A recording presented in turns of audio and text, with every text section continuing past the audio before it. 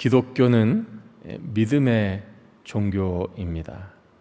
우리는 믿음으로 죄 사함받고 구원받고 천국에 갑니다. 우리가 천국에 가기 위해서 하는 것은 믿음입니다. 하나님이 우리에게 요구하시는 것은 믿음입니다. 주 예수를 믿으라. 그리하면 너와 내 집이 구원을 얻으리라. 주 예수를 믿으라. 하나님이 세상을 이처럼 사랑하사 독생자를 주셨으니 이는 그를 믿는 자마다 멸망하지 않고 영생을 얻게 하려 함이라. 믿음입니다. 그럼 이 믿음은 어떤 믿음인가? 일반적으로 사람들이 믿음을 말할 때는 지식적인 부분을 말합니다. 지식적으로 내가 동의하고 인정하고 그것을 수용하는 것, 이것을 믿음이라고 합니다. 내가 그 말에, 그 생각에 내가 동의합니다. 내가 받아들입니다. 이것을 믿음이라고 합니다. 그러나 성경에서 말씀하는 믿음은 사람들이 일반적으로 생각하는 이 지적인 작용의 믿음과는 다릅니다. 성경이 말씀하고 있는 이 믿음은 행동이 수반되는 믿음입니다. 나더러 주여 주여 하는 자마다 다 천국에 들어갈 것이 아니요 다만 하늘에 계신 내 아버지의 뜻대로 행하는 자라야 들어가리라. 그냥 믿는다고 주여 주여 한다고 다 천국 하나님의 나라에 들어가는 것이 아니라 다만 내 아버지의 뜻대로 행하는 자라야 천국에 들어가는 것입니다. 야고보서 2장 26절에 이렇게 말씀합니다. 영혼 없는 몸이 죽은 것 같이 행함이 없는 믿음은 죽은 것이다. 몸이 있는데 그 몸에 영혼이 없다. 그럼 그 몸은 죽은 몸인 것이죠. 몸은 몸이지만 생명력이 없는 죽은 몸입니다. 이와 마찬가지로 믿지만 행동하지 않는 믿음, 준행하지 않는 믿음, 순종하지 않는 그 믿음은 죽은 믿음이다. 즉 믿음이 아니고 가짜 믿음이다라는 것입니다. 성경이 우리에게 가르쳐 주시는, 하나님이 우리에게 요구하시는 그 믿음은 행동이 수반된 순종하는 믿음인 것입니다. 구원받은 우리는 어떤 행동을 해야 하는가? 그리스도인으로서 우리는 어떤 행동을 해야 하는가? 그것을 가르쳐 주는 것이 오늘 말씀입니다. 오늘 말씀은 크게 세 가지 주제로 우리가 어떻게 행동해야 하는가를 가르쳐 줍니다. 첫째는 분노입니다. 우리 26절, 27절 말씀 우리 한 번 더 읽겠습니다. 시작. 분을 내어도 죄를 짓지 말며 해가 지도록 분을 품지 말고 마귀에게 틈을 주지 말아라. 우리가 살면서 분노가 일어나지요. 화가 날 때가 있습니다. 그럴 때 우리에게 두 가지를 하지 말아라 라고 말합니다. 첫째는 분이 일어날 때 죄를 짓지 말아라. 그 분노를, 화를 죄와 연결시키지 말아라. 죄 짓는 대로 악화시키지 말아라. 두 번째, 해가 지도록 분을 품지 말아라. 여기서의 분노는 어떤 분노인가? 여기서의 분노는 두 가지 의미를 다 가리키고 있습니다. 첫째는 어떤 갑작스럽게 일어나는 격한 감정 또는 순간적으로 폭발하는 나쁜 감정, 이 분노입니다. 또 하나는 어떤 지속적이고 의도적으로 가지고 있는 이 분노입니다. 성경은 이 분은 이 두 가지를 다 말입니다. 이런 분노가 일어날 때 죄짓지 말아라, 해가 지도록 분을 품지 말아라. 분노가 일어날 수 있다. 분노는 우리의 자연적인 감정의 한 부분이기 때문에 분노는 당연히 일어날 수 있고 화가 날 수 있다. 그러나 그것을 죄로 연결시키지 말아라. 분노에 지배당하지 말고 분노를 통제하라라는 것입니다. 이 말씀을 보면 우리는 분노를 통제할 수 있는 감정이라는 사실을 알 수 있습니다. 왜 죄를 짓지 말고 해가 지도록 분을 품지 말아야 하는가? 그 이유가 27절입니다. 마귀에게 틈을 주지 말아라. 이 마귀는, 틈이라고 하는 이 단어는 어떤 기회나 어떤 공간을 말합니다. 이 마귀는 우리가 막 화가 나고 분노가 막 일어나는 이 틈을 노려서 우리로 하여금 죄를 짓도록 하게 만든다라는 것이에요. 그래서 분노에 지배당하지 말고 분노를 통제하라라는 것입니다. 그래서 마귀에게 틈을 주지 말아라. 두 번째 주제는 일입니다. 28절 말씀 함께 읽겠습니다. 시작. 도둑질하는 자는 다시 도둑질하지 말고 돌이켜 가난한 자에게 구제할 수 있도록 자기 손으로 수고하여 선한 일을 하라. 이때 당시에 이 에베소 교회 성도들 중에 도둑질하는 사람들도 있었다라는 것이죠. 이 사람은 교회에 들어오기는 들어왔는데 아직 거듭나지 않은 사람, 하나님의 은혜로 변화되지 않은 사람, 구원받지 않은 사람이겠죠. 아니면 구원은 받았을지언정 여전히 어린 아이와 같은 신앙의 상태의 사람입니다. 도둑질하는 사람에게 권면하는 것입니다. 다시는 도둑질하지 말고 돌이켜서 너의 마음과 생각과 너의 삶을 돌이켜서 가난한 자에게 구제할 수 있도록 자기 손으로 수고하여 선한 일을 하라.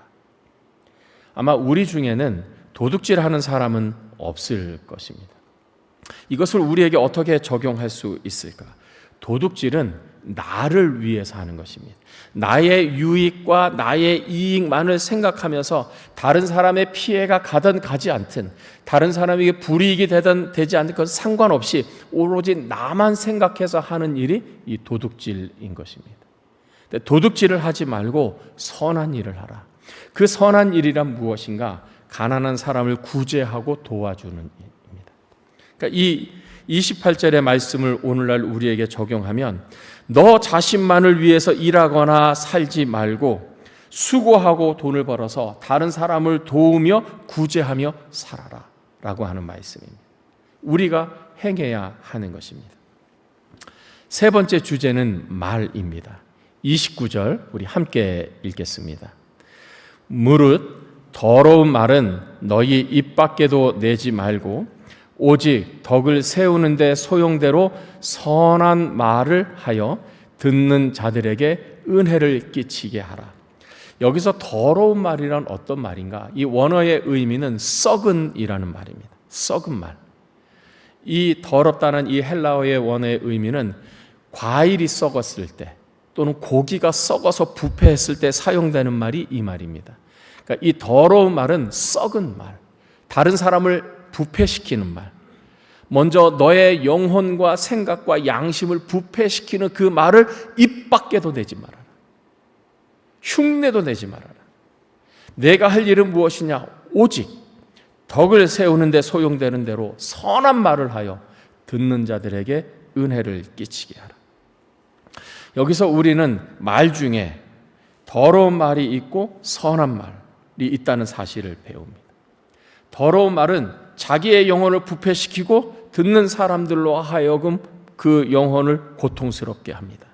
반면에 선한 말은 자기에게도 유익이 될 뿐만 아니라 다른 사람, 듣는 사람에게 유익이 되는 말입니다.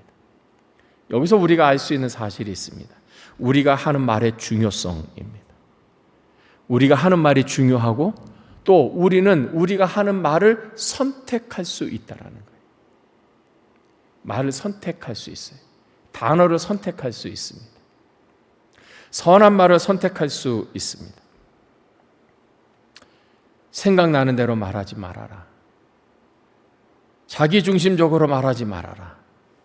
듣는 사람에게 덕이 되는, 듣는 사람의 신앙과 믿음을 세워주는 말을 하라. 두 번째, 말하는 단어를 선택할 뿐만 아니라 말하는 태도를 선택하라. 우리가 잠언을 읽어보면 잠언의 말에 대해서 참 많이 나옵니다. 말의 두 가지입니다. 말의 내용, 단어와 말하는 태도. 성경이 우리에게 가르쳐주는 말의 태도는 어떠한가? 예수님의 마음입니다. 온유하게, 겸손하게 말하라. 온유하게 말하라. 겸손하게 말하라. 따뜻하게 말하라. 친절하게 말하라. 그것이 성경이 우리에게 가르쳐주는, 하나님이 우리에게 요구하시는 말에 대한 태도인 것입니다. 31절과 32절은 전반적으로 그리스도인인 우리가, 구원받은 우리가 버려야 할 것과 취해야 할 것을 구분해서 가르쳐 줍니다. 우리 31절, 32절 말씀 우리 함께 읽겠습니다. 너희는 모든 악독과 노함과 분냄과 떠드는 것과 비방하는 것을 모든 악의와 함께 버리고 서로 친절하게 하며 불쌍히 여기며 서로 용서하기를 하나님이 그리스도 안에서 너희를 용서하심과 같이 하라. 31절은 버려야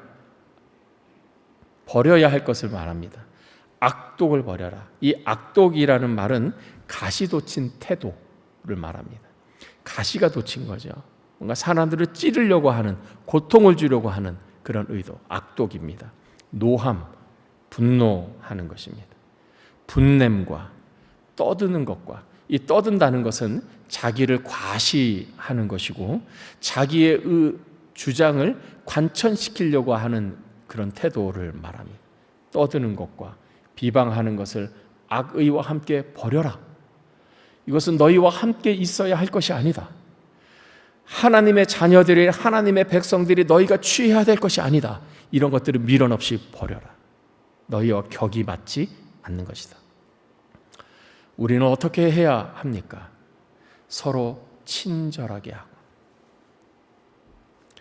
불쌍히 여기며, 이 불쌍히 여긴다는 헬라어 단어는 참 우리 동양적인 정서하고 맞습니다. 이 불쌍히 여기다라는 이 의미는 창자의 의미가 있어요. 이 창자의 의미가 있어요. 이 창자가 끊어질 듯이 아파하는 마음, 이것이 불쌍히 여긴다는 뜻이에요.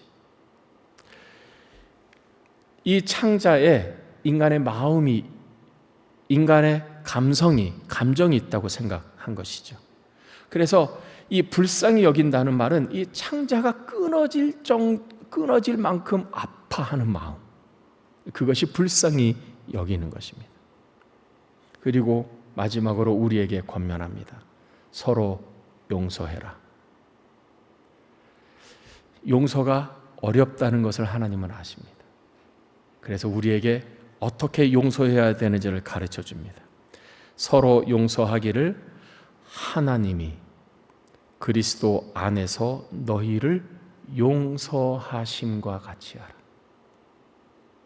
하나님이 너희를 용서하신 것처럼 너희도 용서하라라는 것입니다. 우리는 이 26절부터 이 32절 말씀, 오늘 말씀에 우리가 생소하게 다가오는 것은 없습니다. 우리는 이미 이전부터 다 알고 있는 내용입니다. 신앙의 양심이 있기 때문에 우리는 이것을 다 알고 있습니다. 문제는 몰라서가 아니라 알지만 어떻게 행하느냐예요. 하나님은 이것을 우리에게 행하라고 말씀하시는데 우리는 이것을 어떻게 행할 수 있는가? 어떻게 이렇게 살아갈 수 있는가? 이것이 불가능하다면, 실천할 수 없는 내용이라면 성경에 기록하지 않았겠지요. 그러나 이것이 가능하다는 것입니다. 이들에 살 수 있다는 것입니다. 어떻게 살 수 있는가? 세 가지 우리에게 가르쳐 줍니다. 첫 번째, 하나님과 예수님이 우리를 구원하시기 위해서 하신 일을 생각하십시오. 하나님이 세상을 이처럼 사랑하사 독생자를 주셨습니다. 이는 그를 믿는 자마다 멸망하지 않고 영생을 얻게 하려 함입니다. 하나님이 멸망 가운데 있는 우리들을 멸망으로부터 건져 주셨습니다. 구원해 내셨습니다. 우리의 모든 죄값을 다 대신 갚아 주시고 우리를 영생으로 인도하셨습니다. 하나님이 하신 일입니다. 그러면 조금 더 구체적으로 하나님이 우리를 죄와 멸망으로부터 지옥으로부터 구원하기 위해 하나님은 어떤 일을 하셨습니까? 이사야 53장 6절에는 이렇게 말씀합니다. 우리는 다 양 같아서 그릇 행하여 각기 제 길로 갔거늘 여호와께서는 우리 모두의 죄악을 그에게 담당시키셨도다. 죄 문제가 해결해야 되는데 우리가 지은 모든 죄값을 누군가 대신 갚아 주어야 하는데 하나님께서 우리의 모든 죄값을 그 아들이신 메시아 예수 그리스도에게 담당시키셨다. 담당시켰다는 말은 지워졌다라는 거예요. 어깨에 지워졌다, 등에 지워졌다. 죄 문제가 해결이 돼야 하는데 우리는 이 죄 문제를 해결할 수 없으니 죄값을 갚으면 우리가 죽으니 우리의 죄값을, 우리 한 사람 한 사람의 죄값을 하나님이 그 아들 예수에게 다 담당시키자, 짊어지워 주었다. 그렇다면 예수님은 어떤 일을 하셨는가? 이사야 53장 5절에 이렇게 가르칩니다. 그가 찔림은 하나님의 아들이신 메시아 예수 그리스도가 찔림은 우리의 허물 때문이요 그가 상함은 우리의 죄악 때문이라. 그가 징계를 받음으로 우리가 평화를 누리고 그가 채찍에 맞음으로 우리는 나음을 받았도다. 하나님은 우리 한 사람 한 사람의 모든 죄값을, 죄를 예수님에게 다 옮겨 주셨습니다. 예수님은 그 죄값을 지시고 죽어야 될 것을 고통스럽게 죽으셨어요. 찔리셨습니다. 우리의 허물 때문에 상하셨어요. 채찍에 맞으셨어요. 못에 찔리셨어요. 창에 찔리셨습니다. 고통스럽게 죽었어요. 죄값을 지고 우리 대신 죽으신 것이죠. 32절 끝부분에 말합니다. 서로 용서하기를 하나님이 그리스도 안에서 너희를 용서하신 것 같이 알아. 하나님이 그리스도 안에서 너희를 어떻게 용서하셨느냐?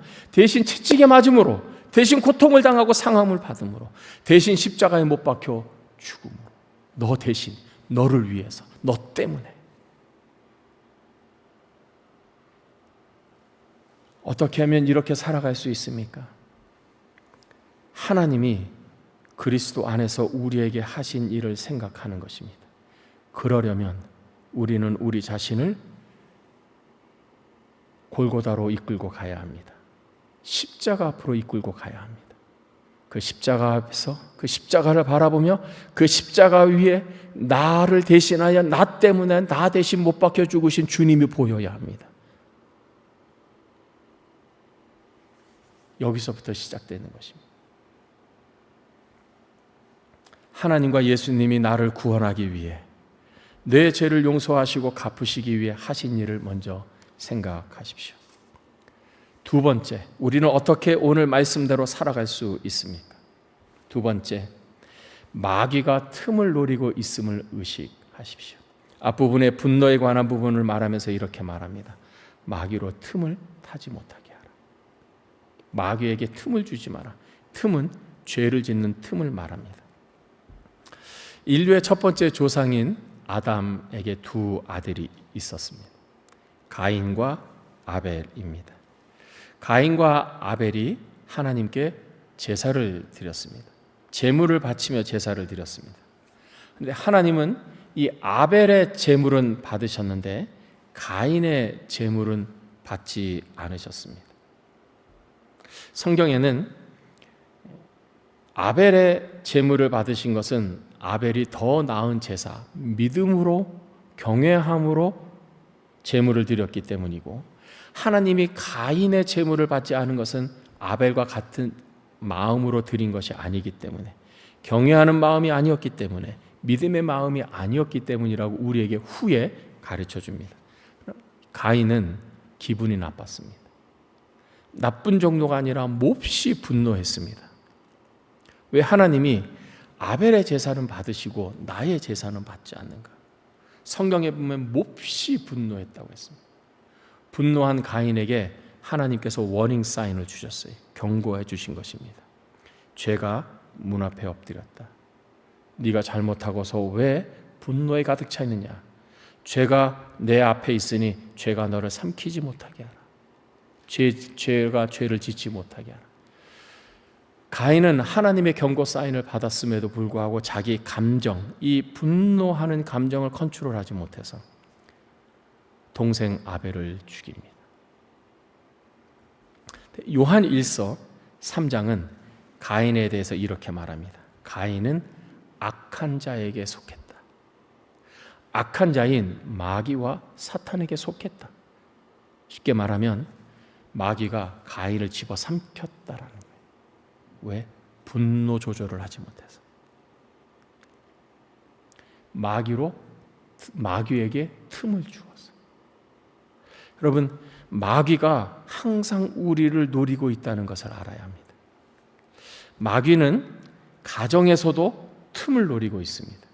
가장 가까운 부부 사이에도 마귀는 틈을 노리고 죄를 짓게 만듭니다. 고린도전서 7장 5절에 이렇게 말합니다. 부부에게 하는 말입니다. 서로 분방하지 마라. 방을 따로 쓰지 말아라. 다만 기도할 틈을 얻기 위하여 하부 이상 얼마 동안은 하되 다시 합하라. 그 이유는 너희가 절제 못함으로 말미암아 사탄이 너희를 시험하지 못하게 하려 함이라. 사랑으로 결합된 이 부부 사이에 사탄이 틈을 노린다는 것이죠. 마귀가 서로 죄를 짓는 틈을 노리고 있다는 사실이. 교회에서도 가정에서도 가장 가까운 사랑의 관계에서 마귀에게 틈을 주지 말라는 것이에요. 여러분, 우리가 교회에서 사람들과 말할 때, 홀로 있을 때, 가정에 있을 때, 직장에 있을 때 우리가 늘 생각해야 되는 거예요. 마귀에게 틈을 주지 말아라. 마귀는 틈을 노리고 있다. 기회를 노리고 있다. 세 번째, 우리는 어떻게 오늘 말씀대로 살아갈 수 있습니까? 성령을 근심하게 하지 마십시오. 우리 30절 말씀 우리 함께 읽겠습니다. 시작. 하나님의 성령을 근심하게 하지 말라. 그 안에서 너희가 구원의 날까지 인치심을 받았느니라. 하나님의 성령을 근심하게 하지 말아라. 여기서 우리가 성령님에 대해서 알 수 있는 것이 있습니다. 성령님은 근심하신다. 성령님은 인격체이시다. 인격체인 우리가 감정이 있듯이 성령님도 인격체로서 감정이 있으시다. 성령은 슬퍼하기도 하고 근심하기도 하시며 반대로 성령님은 기뻐하기도 하시고 즐거워하기도 하신다. 성경을 보면 우리 안에 내주하시는 성령님이 근심하시고 슬퍼하시고 기뻐하시고 즐거워하시는 그 동인이 우리에게 있다는 거예요. 성령님이 우리 안에 계신데 우리로 인해서 근심하기도 하시고 슬퍼하기도 하시고 더 심하게는 분노하기도 하시고 오히려 우리로 인해서 성령님은 기뻐하고 즐거워하신다라는 거예요. 어떻게 하면 이 하나님의 성령을 근심하게 하지 않을까? 성경이 우리에게 답을 줍니다. 반대로 하나님의 성령을 기쁘게 하라. 하나님의 성령을 기쁘게 해드리는 것에 초점을 맞춰라. 로마서 12장 앞부분 1절 2절입니다. 너희 몸을 하나님이 기뻐하시는 거룩한 산 제물로 드리라. 그냥 제물로 드리라는 것이 아니에요. 하나님이 기뻐하시는 제물로 드리라는 거예요. 포커스는 하나님이 기뻐하는 데 있어요. 에베소 5장 10절. 주를 기쁘시게 할 것이 무엇인지 시험하여 보라. 주님을 기쁘시게 할 것이 무엇인지 시험하여 보라. 우리가 어떤 일을 선택하죠. 무엇을 해야 하느냐, 하지 말아야 하느냐, 이것을 해야 하느냐, 저것을 해야 하느냐. 선택할 때 그 선택의 기준은 하나, 주를 기쁘시게 할 것이 무엇인지 생각하라. 주님이 기뻐하시는 것을 선택하라라는 것입니다. 왜? 성경은 일괄되게 나의 기쁨이 아니라 하나님의 기쁨, 주님의 기쁨, 성령을 기쁘시게 하는 것에 초점을 두고 말씀하는가? 간단하지요. 성령이 기쁘면, 우리 안에 거하시는 성령이 기쁘면 우리가 기쁜 거예요. 나의 기쁨에 초점을 맞추면 기쁠 수 있습니다. 그러나 그 기쁨은 순간적인 기쁨이고 일시적인 기쁨이고 표면적인 기쁨이고 부분적인 기쁨이에요. 스포츠를 예를 들면 내가 좋아하는 스포츠 팀이 있습니다. 그 팀이 이겼어요. 기쁘죠. 그런데 그 게임이 지나고 나면 공허해지는 거예요. 뭔가 허무하고 허전해요. 운동을 좋아하는 사람이 운동을 계속해요. 예를 들면 골프를 좋아해요. 골프에서 자기가 원하는 스코어를 얻었어요. 그런데 지나고 나면 뭔가 허전해요. 부분적이에요. 일시적이에요. 나의 기쁨에 초점을 맞추면 그렇습니다. 반대로 하나님의 기쁨에 초점을 맞추면 이 기쁨은 하나님이 주시는 기쁨입니다. 하나님은 어떤 분이십니까? 하나님은 영원하신 하나님. 하나님이 주시는 기쁨은 영원한 기쁨이에요. 이것은 환경과 상황을 초월하는 기쁨이에요. 삶의 근심과 어려움과 문제들을 압도하는 기쁨이에요. 이것은 경험해 본 사람만이 알아요. 그래서 성경은 우리에게 일관되게 하나님을 기쁘게 해드리는 것에 초점을 맞춰라. 주를 기쁘게 해드려. 너희 안에 계시는 성령님을 근심하게 하지 말고 기쁘게 해드려라. 왜? 우리 안에 계신 성령이 기뻐하시면 우리의 영이 기쁘기 때문에, 우리의 영혼이 기쁘면 우리의 마음이 기쁨으로 가득하기 때문에, 성령을 기쁘게 해드리면 나타나는 현상이 있어요. 우리의 영혼이 기쁘면 나타나는 현상이 있습니다. 찬송이 나와요. 그냥 막 찬양이 나와요. 해결해야 될 문제는 있는데 이상하게 마음이 편해요. 압도하는 기쁨, 초월적인 기쁨인 것입니다. 여러분, 그러고 보면 구원받은 우리 그리스도인의 삶은, 우리의 삶 자체는 어떻게 보면 영적인 전쟁터와 같다 할 수 있습니다.